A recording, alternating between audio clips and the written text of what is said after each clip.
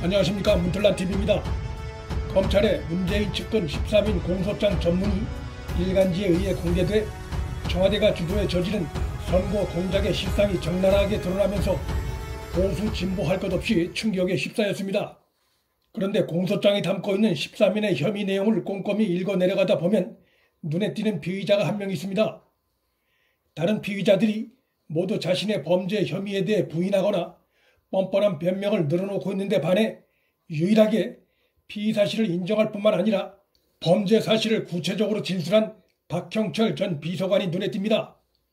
박 전 비서관의 이러한 진술 태도에 대해 일각에선 박형철이 청와대를 배신했다고 비난하고 있고, 다른 일각에선 박형철이 법률가로서의 양심을 택했고 또 수사에 어려움을 겪는 윤석열 총장의 힘을 실어줬다고 평가하고 있습니다. 그러나 박형철은 검찰 수사에 적극 협조한 결과 하명수사 관련해서는 공직선거법 위반, 그리고 유재수 감찰 무마 관련해선 직권남용 권리행사 방해죄로 하루에 2차례나 기소를 당하는 신세가 됐습니다. 검찰 수사에 적극 협조했음에도 하루에 2차례나 기소된 박형철의 심경은 어떨지 궁금합니다. 박형철은 자신이 이렇게 될 줄을 전혀 예상하지 못했을까? 법률가 박형철은 충분히 예상했다고 봅니다. 박형철을 포함한 13인이 받고 있는 혐의는 향후 재판에서 실형이 선고될 가능성이 있는 중범죄에 속합니다. 자신이 기소 대상에서 제외될 수 없는 범죄에 연루됐다는 걸 선거범죄 수사 전문가인 박형철이 몰랐을 리가 없습니다. 그럼에도 불구하고 박형철이 검찰 수사에 협조를 넘어 검찰이 문재인 측근들 기소를 하는데 결정적인 진술로 힘을 보탠 것은 그의 법률가로서의 양심이란 측면도 무시할 수 없으나, 권력을 맞상대로 해 수사 검사로서 의기투합한 이후에 짧지 않은 기간 인연을 키워온 윤석열 총장과 그와의 특별한 관계도 결코 간과할 수 없는 대목입니다. 문재인 권력에 의해 저질러진 고위 공무원 감찰 무마 사건과 대형 선거 부정 사건 수사에서 피의자 박형철이 선택한 진술 태도를 이해하기 위해선 윤석열, 박형철이 어떻게 만나 어떤 일을 함께 해왔는지 살펴보는 것은 도움이 됩니다. 윤석열, 박형철은 나이 차이는 8살이지만 윤 총장이 사법연수원 23기, 박형철이 사법연수원 25기니까 사법시험 기수는 2기수밖에 차이가 나지 않습니다. 2002년 검찰을 잠시 떠나 변호사 일을 하던 윤 총장은 1년 뒤인 2003년 경력직 검사로 발탁돼 광주지검으로 발령됐는데, 그때 광주지검에 먼저 내려와 근무하고 있던 박형철을 만나 두 사람이 친분을 쌓는 계기가 마련됐습니다. 두 사람은 광주지검에서 2년을 함께 근무했고, 이후 윤 총장은 의정부지방검찰청과 대전과 대구검찰청을 떠돌았고, 박형철은 인천, 부산, 창원 지방검찰청을 떠돌았습니다. 그러다가 2012년 국가정보원 여론조작 사건을 수사하며 두 사람이 다시 만났고, 박형철 전 비서관은 수사팀장인 윤 총장 밑에서 부팀장으로 일을 했습니다. 당시 국정원 댓글 사건을 선거법 위반으로는 처리하지 말라는 검찰 상층부의 압력에 대해 선거법 위반 기소가 원칙이라고 주장했던 이가 바로 박 전 비서관이었고, 윤 총장은 검찰 상층부의 위압에 맞서 자신의 부하인 박 전 비서관의 주장이 옳다며 힘을 보탰습니다. 그해 10월 국감에서 윤 총장은 윗선의 수사 외압을 폭로해 파문을 일으켰고, 이듬해 두 사람은 모두 지방고검으로 좌천됐습니다.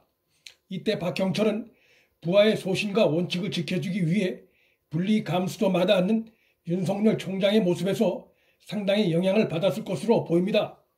박형철이 울산 선거 부정 사건 검찰 조사에서 충분히 불이익을 예상할 수 있었음에도 적극적인 진술을 한 것은 국정원 댓글 사건 조사 당시 불이익을 감수하고 부하의 소신을 지켜주었던 윤 총장을 배신할 수 없어서일 수도 있고, 또 하나 선거 공안 사건 수사 전문가였던 자신이 정권이 시키는 대로 하다 불법적인 선거운동 사건에 연루된 데 대한 치욕감에서 상처 입은 자신의 자존감을 조금이라도 되돌려 놓으려는 법률가적 양심이 발동한 것일 수도 있습니다.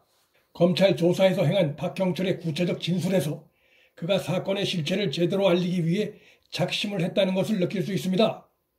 박형철은 검찰 조사에서 울산 검찰이 수사를 미적대고 있으니 전화해서 수사를 독촉해달라는 백원우의 요청으로 울산 검찰에 전화한 사실과 울산 경찰로부터 보고받은 수사 진행 상황을 조국에게 15차례나 보고한 사실 등 검찰이 묻지도 않은 사실까지 상세히 밝혔습니다.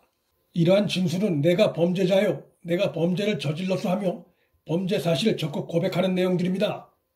만일 박형철의 이 진술이 없었다면 울산 하명 수사 사건은 청와대 해명대로 제보 들어온 사건을 단순 이첩한 수준으로 축소됐을 위험성이 있습니다. 즉 박형철은 청와대의 범죄 사실을 입증할 수 있는 그간 확보되지 않았던 결정적인 진술을 한 것입니다. 법조계에선 향후 재판 과정에서 박형철의 진술이 결정적인 역할을 할 것으로 보고 있습니다. 자신의 범죄 사실을 시인함으로써 청와대 차원의 조직적 범죄 사실을 폭로한 박형철의 진술은 결국 대통령 문재인을 겨냥할 수밖에 없고 박형철 본인도 그 점을 인식하지 못했을 리가 없다고 봅니다. 윤석열과 박형철 두 사람은 2003년에 만나 17년간 친밀한 관계를 이어왔지만 문 정권의 불법으로 인해 한 사람은 피의자로 기소되고 또 한 사람은 아끼던 후배를 기소해야 하는 비극적인 관계에 놓였습니다. 하지만 윤 총장은 끝까지 법과 원칙에서 흔들리지 않았고 박형철 역시도 막판에 법률가적 양심으로 범죄 사실을 고백함으로써 두 사람은 다시 만나 끈끈한 관계를 이어갈 수 있는 계기를 만들었다고 봅니다. 법조계에선 파헤치기가 쉽지 않은 살아있는 권력에 대한 수사에 결정적인 진술로 도움을 준 박형철에 대해 재판부도 선처가 있을 것으로 전망하고 있습니다. 문틀란TV 여기서 마칩니다. 구독과 좋아요, 방송 공유는 방송 제작에 큰 힘이 됩니다. 시청해주셔서 감사합니다.